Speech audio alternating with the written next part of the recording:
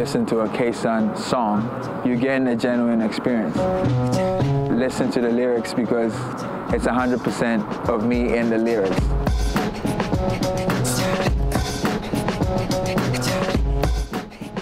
My name's Kae Sun, or you can call me Kweku, Dalko Mensa. I'm a performer. I write music, I perform music, I record music.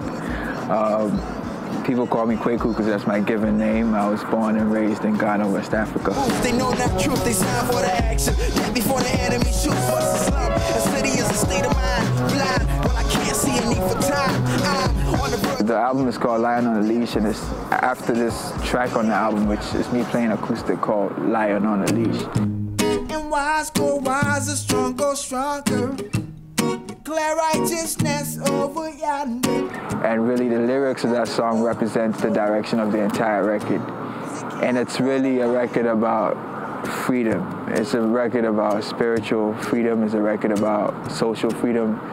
A record about cultural freedom, or whatever it means to the listener.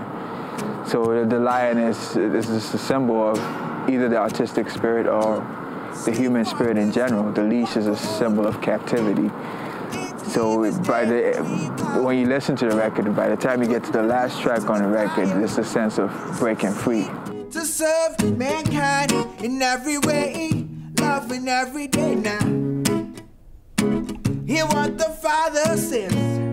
Don't take the mark off the beast, no. Growing up, performance seemed to be a part of everyday life. So be it like the church choir or people performing folk songs, traditional folk songs on the street, the music from my dad's record collection, just music all around me. And I remember from a very early age trying to write my own songs and trying to piece together these melodies. And I heard a lot of melodies in my head, so it was just a natural progression. I never stopped doing that. I just kept, making up these songs and just trying my hands at any instrument that I could touch. So that's how I got into creating music.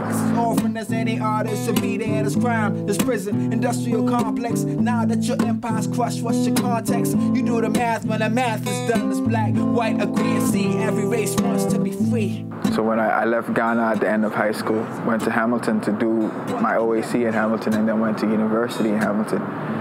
I was always performing throughout the end of high school and throughout university. So as a result of being on campus and just like rhyming or singing or playing with different bands and stuff, I ended up doing some things in the city and playing at different venues in the city. So that's where I started exposing my music to a wider audience.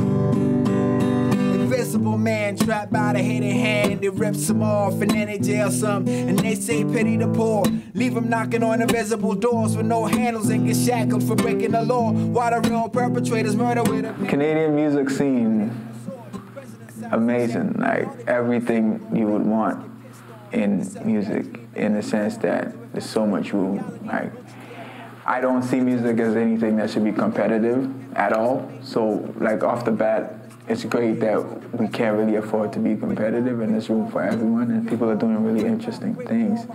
And I haven't been here long enough to really comment on the whole scene, but it excites me, just based on people that I've met being here. It excites me what's going on.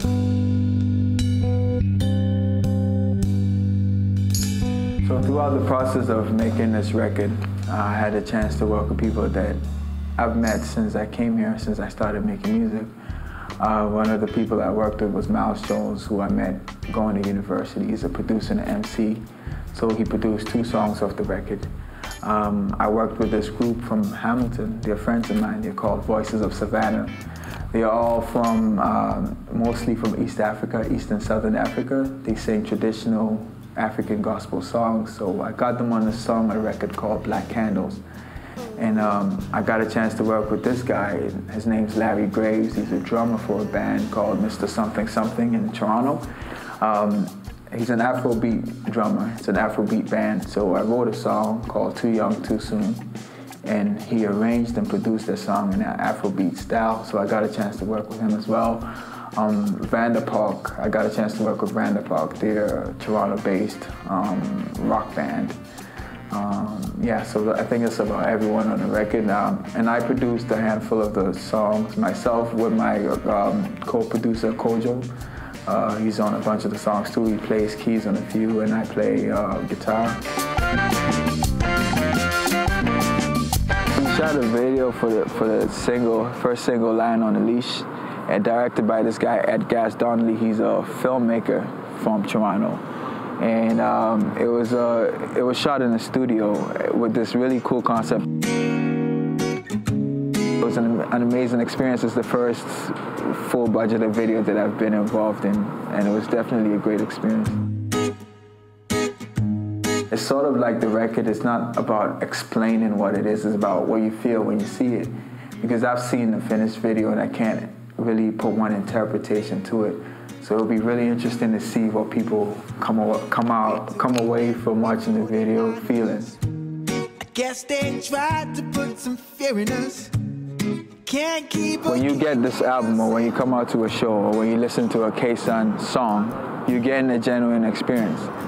You might not really be into it for the music. You might not get what the direction of the music is, but listen to the lyrics, because it's 100% of me in the lyrics.